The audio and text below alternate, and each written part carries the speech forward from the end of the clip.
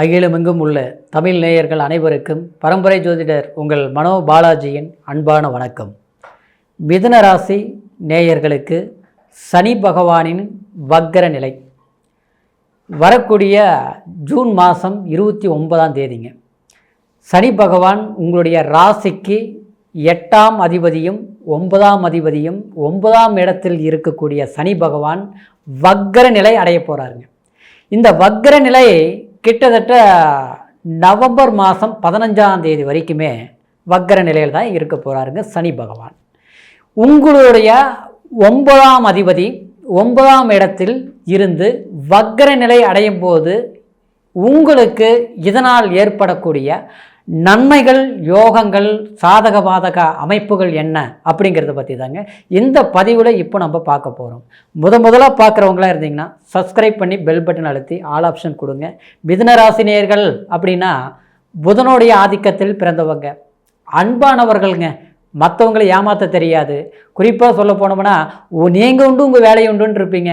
அதாவது யாருக்கிட்டையுமே சண்டை போட்டு ஜெயிக்கணும்லாம் நினைக்க மாட்டீங்க, அன்பால் சாதிக்கணும் தான் நினைப்பீங்க.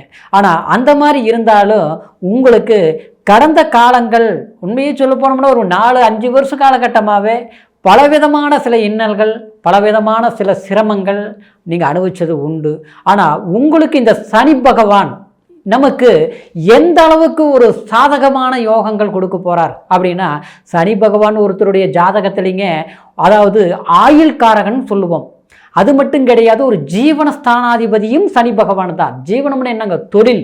ஒரு தொழில் செய்கிறதுக்கு அந்த தொழிலினால் நமக்கு ஒரு பலம், அதாவது சம்பளம், பணம், தனம் கொடுக்கறதுக்கும் இந்த சனி பகவான் தான் காரகங்க.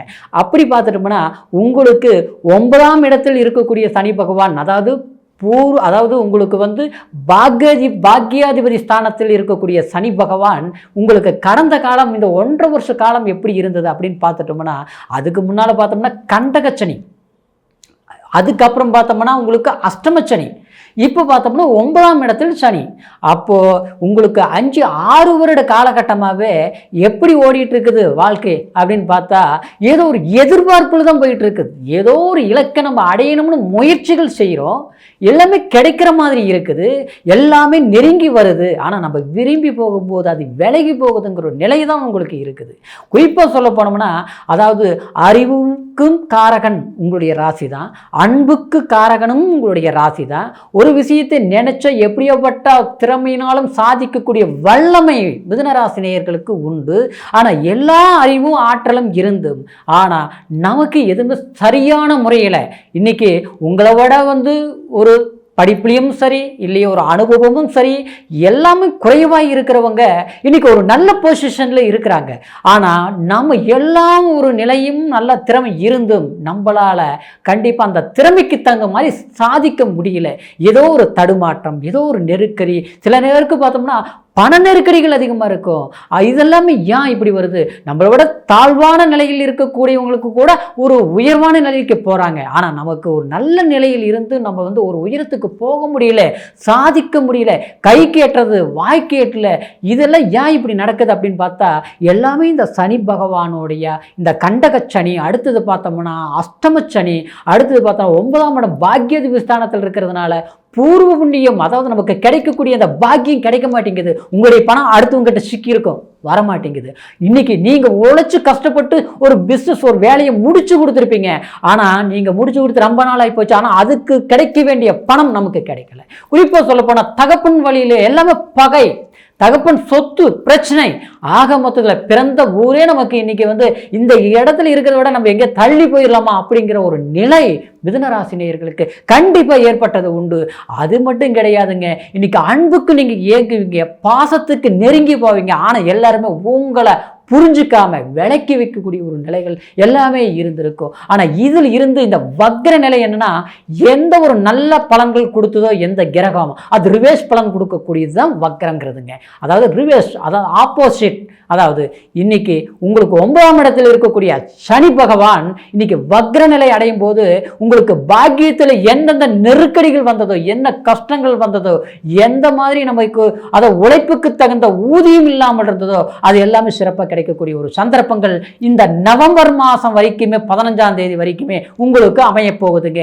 எதிர்பார்க்காத ஒரு முன்னேற்றம் கிடைக்க போகுது. சிலருக்கு ஒரு வேலை இல்லாமல் இருக்கிறவங்க கண்டிப்பாக வேலை வாய்ப்பு அமையுங்க. வேலையில பிரச்சனை இருக்குதுன்னு சொல்றவங்களுக்கு பிரச்சனைகள் தீரும். சிலர் நான் தூர பிரியான்கள் ரொம்ப கஷ்டப்பட்டு வெளியூர் வந்துட்டுங்க, வெளிநாடு வந்துட்டு, ஆனா இங்க பார்த்தாலும் வேலை சரியான முறையில் அமையல, நல்லா போயிட்டு இருந்தது, பிரச்சனைகளா இருக்குது, சிக்கலா இருக்குது, கொஞ்ச நாள் நல்லா இருக்கிற மாதிரி இருக்குது, மறுபடியும் பார்த்தா பிரச்சனை ஏதோ ஒரு விதத்துல ஆரம்பமாயிருதுங்க, என்னன்னே தெரியலைங்க, மனசுக்கு ரொம்ப கஷ்டப்படுற மாதிரி இருக்குதுங்க. அப்படிங்கிறவங்களுக்கு கண்டிப்பா இந்த காலகட்டமாகப்பட்டது உங்களுக்கு வேலையிலையும் நல்ல ஒரு நிம்மதி கிடைக்கும். குறிப்பா சொல்லப்போனா சிலருக்கு மன அழுத்தம், குடும்பத்தில் பாக்கியம்னு என்னங்க, பாக்கியங்கிறது நமக்கு கிடைக்க வேண்டிய அதிர்ஷ்டம், நமக்கு கிடைக்கக்கூடியது நல்லது அடுத்தவங்களுக்கு போயிட்டு இருக்கோம். ஆனால் அதனால் நாம் உழைக்கிறது நாம், கஷ்டப்படுறது நாம், பலன் அணிவிக்கிறது மற்றவங்களா இருக்கிறாங்களே அப்படிங்கிற ஒரு நிலை மாறி நம்மளுடைய உழைப்புக்கு தகுந்த ஊதியம், நம்மளுடைய கஷ்டத்துக்கு தகுந்த சுகம், நாம் எதிர்பார்க்கக்கூடிய ஒரு நன்மை கண்டிப்பாக கிடைக்குங்க.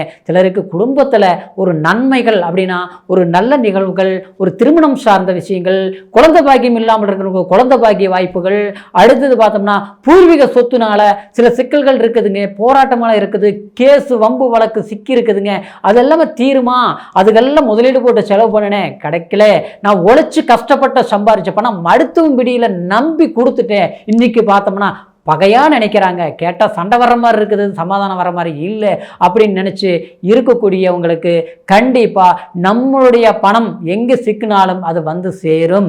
அதே சமயம் நமக்கு உறவு முறையிலையும் நம்மளை வெறுத்து இன்னைக்கு வேற்றுமையாக பார்க்குறவங்களுக்கு முன்னால் கண்டிப்பாக நீங்கள் வாழ்ந்து காட்டுறது மட்டும் இல்லை, அவங்களே தேடி வரக்கூடிய சில அண்ணன் தம்பி உறவு முறையில் பகையாகி இருக்கும், சங்கடங்கள் இருக்கும், பெற்றவங்க கிட்டேயே கூட நல்ல பேர் வாங்குறது கஷ்டம். ஏன்னா நாம் எல்லாம் வேணும்னு நீங்கள் எல்லாமே கொடுத்துருப்பீங்க, எல்லாமே பார்த்துருப்பீங்க, அவங்களுடைய கஷ்டம் தன்னுடைய கஷ்டமாக நினச்சி நீங்கள் வாழ்ந்துருப்பீங்க. ஆனால் எல்லாமே பண்ணாலும் இன்றைக்கி நாம் ஏதோ ஆகாதவங்க மாதிரி ஒதுக்கி வச்சுருப்பாங்க. இன்றைக்கி யார் அவங்கள வெறுத்தாங்களோ அவங்கக்கிட்ட நல்ல உறவாக இருப்பாங்க, நாம் நெருங்கி அவங்களுக்கு நல்லது செஞ்சுருப்போம், ஆனால் நம்மளை பார்த்து இன்றைக்கி வெறுப்பாக நடந்துக்குவாங்க. இதனால் உங்கள் மனசு கஷ்டப்படுற மாதிரி இருக்கும். கண்டிப்பாக கஷ்டப்பட தேவையே இல்லை.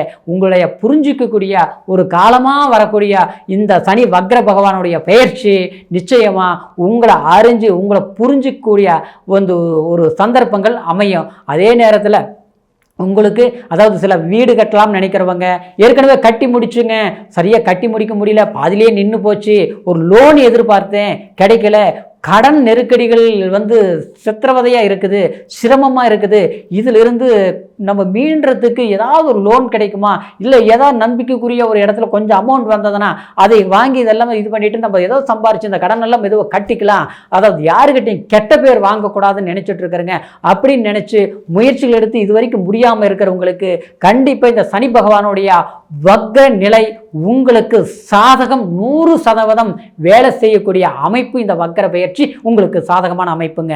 அப்படிங்கிறதுனால குழந்தைங்களுக்கும் சரி, அவங்களுக்கு கல்வி நல்ல ஒரு கல்வி கொடுக்கும், நல்ல அவங்களுக்கு தேவையான ஒரு கல்லூரியில் படிக்க வைக்கக்கூடிய சந்தர்ப்பங்களுக்குள்ள அமையும்.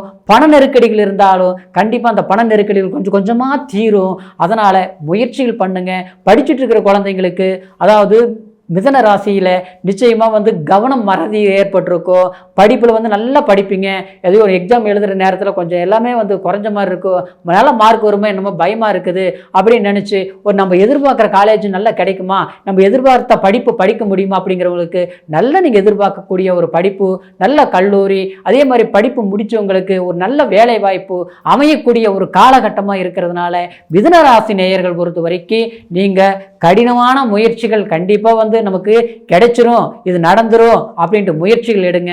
கண்டிப்பாக நல்ல விஷயங்கள்.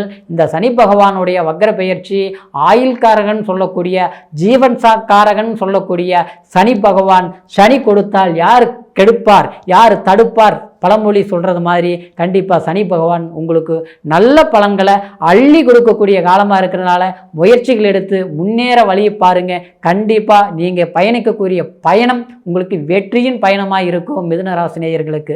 சரிங்களா? அதே சமயத்தில் இப்போ நான் சொன்னது கோச்சார பலன் உங்களுடைய ராசியை வச்சு, ஏன்னா உங்களுடைய பிறப்பு ஜாதகத்தில் உங்களுடைய லக்னம் என்ன, அதே மாதிரி இந்த சனி பகவான் எந்த வலு நிலையில் உங்களுடைய ஜாதகத்தில் இருக்கிறாரு அப்படிங்கிறது ஒரு முறை உங்களுடைய பிறப்பு ஜனன ஜாதகத்தை பார்த்துக்குங்க. நீங்கள் எங்கிட்ட பார்க்கணும்னு நினைக்கிறீங்கன்னா கீழே இருக்கிற நம்பருக்கு ஃபோன் செய்து உங்களுடைய ஜாதக பலன்களை கேட்டு முழுமையான பலன்கள் தெரிஞ்சுக்கோங்க. இல்லை மற்ற சந்தேகங்கள் இருந்தாலும் ஃபோன் பண்ணி உங்களுடைய விளக்கங்களை கேட்டு தெரிஞ்சு கண்டிப்பாக இந்த காலகட்டத்தில் இருந்து உங்களுடைய மிதுன ராசி நேயர்கள் எல்லாருடைய வாழ்க்கையும் செல்வாக்கும் பெருகி மகிழ்ச்சி தர வேணும் அப்படிங்கிற வாழ்த்துக்களோட மீண்டும் அடுத்த பதிவில் சந்திக்கிற வரைக்கும் நன்றி, வணக்கம்.